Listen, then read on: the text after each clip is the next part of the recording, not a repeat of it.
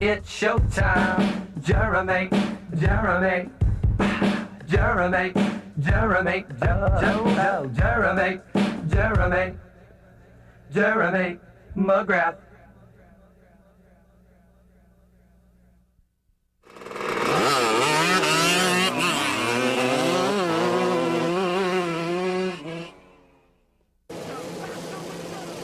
Jason Edwards wrote the lyrics. Jason Edwards performed it a la MTV music video.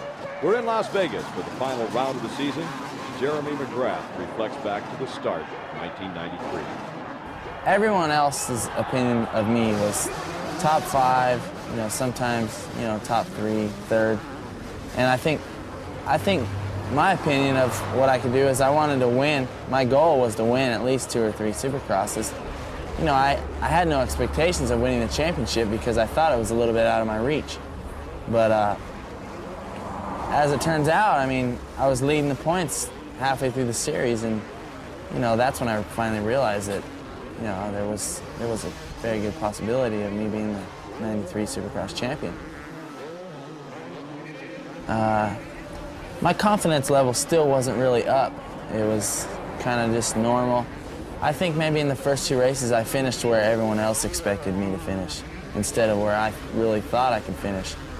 I was getting a chance to feel my way around. I raced a couple races the previous year in Supercross on the East Coast, but I really don't think I was ready to win until Anaheim came around. That's when I really felt that I could win. The final event was the Las Vegas Supercross, which was a Mickey Thompson promoted event. Jeremy seems to really like those events because they're so tight and technical. Jeremy wanted to cap the season off with a record 11 wins, which no one else had done. So he was very confident going into that event. Jeremy actually had the worst start in that race, starting around 15th position and working up to 2nd place by lap 3. He actually was right behind his teammate Jeff Stanton, and while attempting to pass Jeff, in a tight right-hander caught a hay bale and flipped over the bars, which actually cost him the win in that event. And thus ended the 1993 Supercross season. Jeremy McGrath would finish in 9th place in that final event in Las Vegas, his worst finish of the year. Coming out on top, his teammate Jeff Stanton, followed by LaRocco, Kidrowski, Lamson, and Lusk.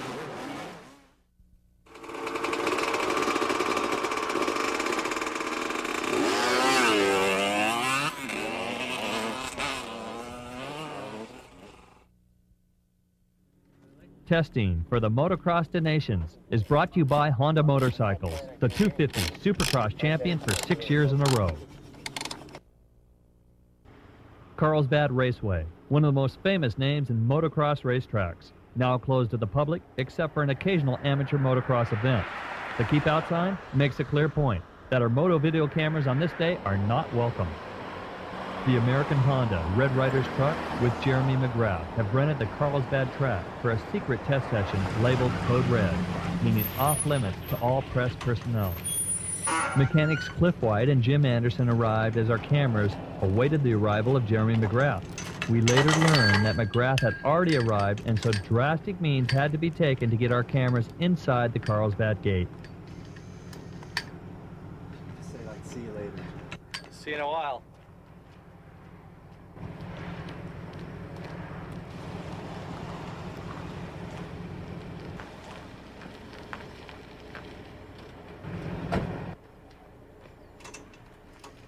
Good producer will get in anywhere. Oh, wait a minute. You gotta come in too. Come on, you guys gotta see this.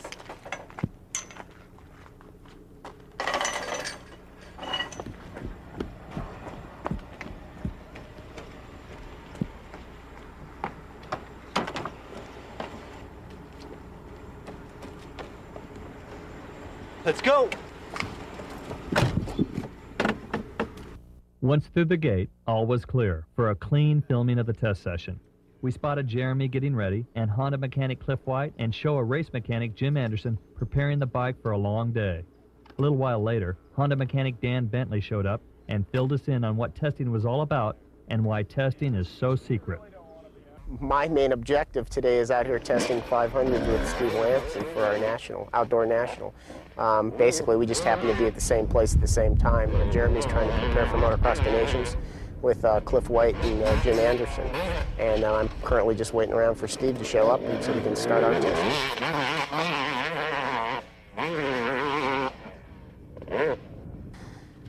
Testing is the testing of different components of the motorcycle to improve the performance of that particular motorcycle at a given track, which you hope that the performance increases will improve at any given track, at any given time. Well, testing is so top secret because in any type of motorsport, you're trying to improve that particular machine that you're working on, and you're always working with the latest innovations in that particular area that you're improving, whether it be suspension or motor or what have you. So your competition is on different machinery, but at the same time, there are innovations that come along that can be carried over to the competition's machines. So everything is supposed to be kept as secret as possible.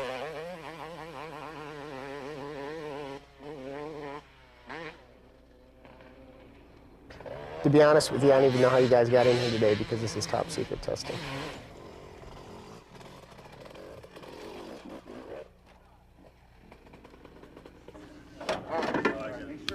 I think that's a little better. Hey, you were right. Spun right out. After a complete 8 hours, it was determined that a second day of testing suspension for the Motocross of Nations was necessary, and we were invited back to meet with Honda team manager Dave Arnold and record the events of the following day. Well, we can try it. Lower it. Do you think it's on the high side?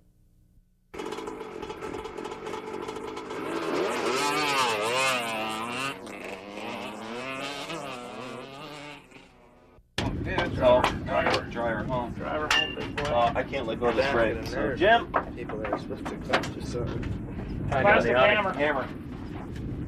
Trademark tool. Look at that. What are we looking at? Everything fits. Of course. Another long day of testing at a secret location just minutes from Jeremy's house. Today's test is a continuation of yesterday's work on suspension settings for the Motocross of Nations in Austria. Let's watch Jeremy's test and listen to Honda team manager Dave Arnold as he gives some insights into the 1994 Honda CRs. Oh, yeah? We were trying to... As far as how this bike relates to the 94 CR production model, they're very similar. This test, we're utilizing the chassis, the swing arm from the 94 bike, but there's very few differences between what Jeremy's going to be racing the Motocross of Nations and what's in production for the 94 CR lineup. The engines are very similar, the chassis characters are very similar, and we just have to fine-tune, kind of personalize that bike toward Jeremy's particular riding style, which he'd run much stiffer suspension, probably a little bit more of an aggressive engine character than it would be in production, but very, very close.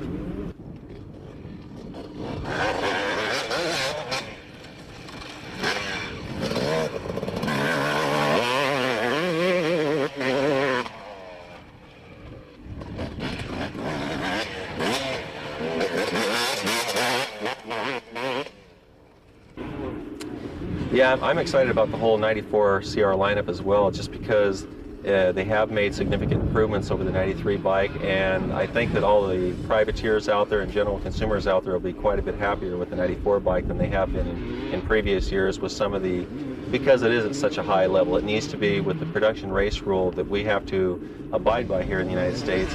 The base has to be of a level that will serve the top pro riders, and this bike is.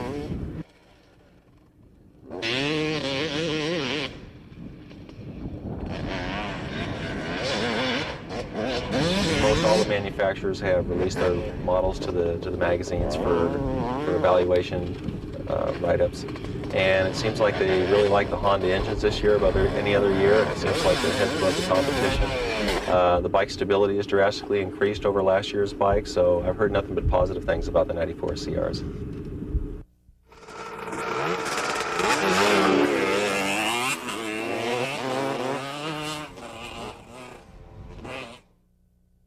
Jump for Your Life is brought to you by Con Limon, the original beer with a squeeze of lime.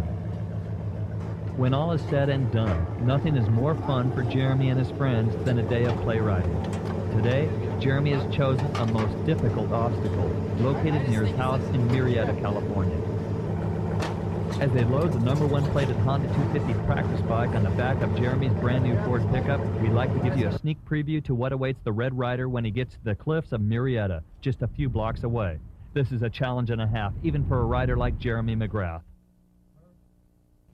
From the base to the top of these man-made cliffs, some 50 feet of vertical height measures the distance at the highest point. When Jeremy arrives to face this most difficult obstacle, he will risk his safety and attempt a vertical jump that he has never tried before. Jeremy arrives to make his first attempts at jumping the cliffs. Jeremy begins his practice jumping to prepare for his main jump of over 50 feet, traveling straight up a vertical cliff wall. But here's a collection of practice jumps earlier by Jeremy.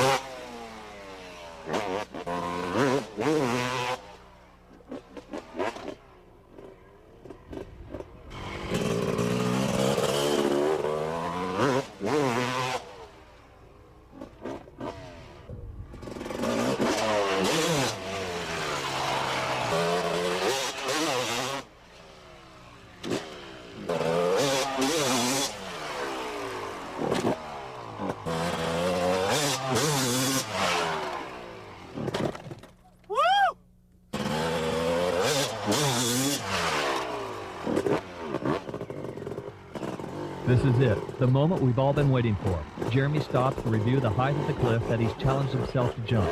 All the other jumps have been relatively easy for McGrath, but this 50-foot vertical wall is worth a second look. If Jeremy hits a wrong rut, or if his front wheel just doesn't hit right, McGrath could be in for some serious problems. As the pressure builds and his friends sit in the background watching in disbelief, Jeremy spends a little extra time preparing mentally for his attempt. Under normal conditions, Jeremy wouldn't attempt such a dangerous jump just days before a big race weekend. But he knows the cameras are rolling, and thousands of fans will see this stunt. This video footage will be seen by thousands of fans worldwide. He knows he has to make it. He lines himself up, starts building speed, powers up the cliff, takes to the air, jumps off the bike. Jeremy's in trouble. The bike crashes to the rock below. Jeremy has escaped with no injury, but the bike has seen better days. Let's see that again. It looks as if Jeremy didn't get enough speed to power him up high enough at the bottom of the cliff. As he jumps off the bike, he knew he was in trouble, and in order to keep safe, he sacrificed the bike for his own safety. Experience must have taught him not to hold onto the bike under those conditions. Let's see what his response was to the crash. Oh gosh, dude, wasted my bike. Go see it. Sit on it. See the bike? Bend it.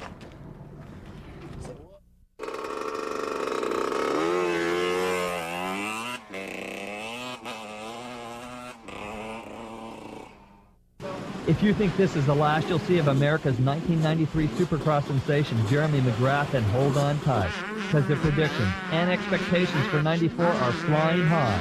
We put together a few last pictures to help you form your own predictions of what's to come from Jeremy McGrath. Everyone else has an opinion. You might as well have one too. In the meantime, I'm David Stanfield, and on behalf of Larry Myers and everyone here at Moto Video, thanks for watching. I like the fact that, we've added, somebody that's definitely come into the professional ranks or into the Supercross that, I think can take the sport to even another level. I think I've took it to a couple different levels, and now Jeremy's here, and, I think his speed's really good in his start, so that means everybody has to be on top of things even more, and, and from here on out for Jeremy, it'll only get tougher. That's the way it always is. it's easy. It's not easy to get there. It's hard to get there, but it's even harder to stay there.